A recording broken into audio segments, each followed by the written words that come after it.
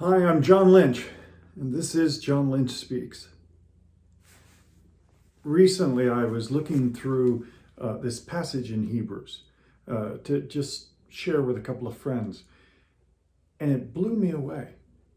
Chapter 13 in Hebrews, I've never felt so identified to these communities than I did in reading this. It's a hard time, whoever the author of Hebrews is. Some think it's Paul, but most think it's either Apollos or Barnabas. I wish it was Paul. But anyway, it's right before the fall of Jerusalem. The church is hurting. The church has been separated. The church has even had schisms, but there's no martyrdom, but there is a lot of separation and a lot of not being together. And over time, this author says, there's some things that happen to us that I just want to prepare us for, warn us about, and love us in, and comfort us in them. So these feel like they were written for today. So let me just go through them. I'm going to try to do it in 2 weeks. So I'm going to awkwardly and clumsily cut it off at one spot so I have some good material for next week. Let love of the brethren continue. It's that word Philadelphia, that brotherly love. Because that's what gets messed up when we are told we can't be together and we are separated and things get divisive.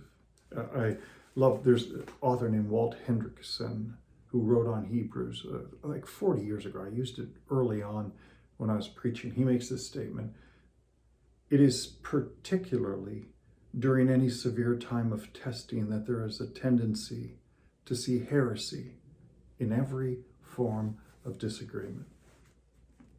With good friends, suddenly if you disagree with me, whoa, we have gone the whole way over. You now hate children. You now hate, you get lumped in. And so he says, guard that, you love each other.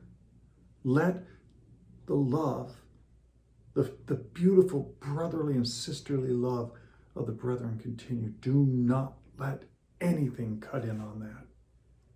Do not neglect to show hospitality to strangers, for by this some have entertained angels without knowing. There's going to be a lot of strangers now during this season. Remember the prisoners as though you were in prison with them, and those who are ill-treated, since you yourselves are in the body. I kind of think of this during this time as some of those who have been imprisoned at home even. But it's still those around the world, those here who have been imprisoned for the love of Jesus. And he says something else. Marriage gets funky because you are together. And maybe you're together too much, and everything gets revealed and exacerbated during that time. Marriage is to be held in honor among all, and the marriage bed is to be undefiled. He's saying, don't anybody during this time twist and distort this beautiful thing called marriage. And then we're going to end this section today in this verse. Make sure that your character is free from the love of money, being content with what you have. Wow. There's nothing wrong with money, but he says, in this time, it's easy to envy and be jealous of and resentful for because you don't have. And it feels like God is holding out on you. And he's not, as we're going to read in a moment. He says, you can be content. Do you know that this life that he's given you, if you can see it, is the best you can have? It's your best life. He says, so don't worry about money. Gosh, the other day, I'm talking to a guy who's making millions of bucks on a deal. He's just an entrepreneur. I can't be that. I can't do that. I have trouble with coupons. But this is who I am. This is what I've been given to do. And there's people around me who protect my heart There's people who let me go on boat rides. And there's people who stand with me in what I'm doing. So I get to be content and say, God, you've made no mistakes with me and you love me as much as any other human being. I'm having a great life. He says, because you can be content because he himself has said, I'll never desert you. I'll never forsake you.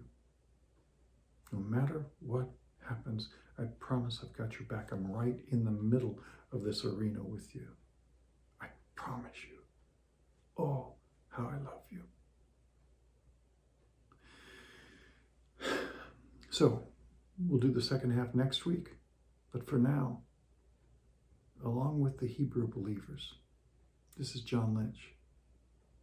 And this is John Lynch Speaks.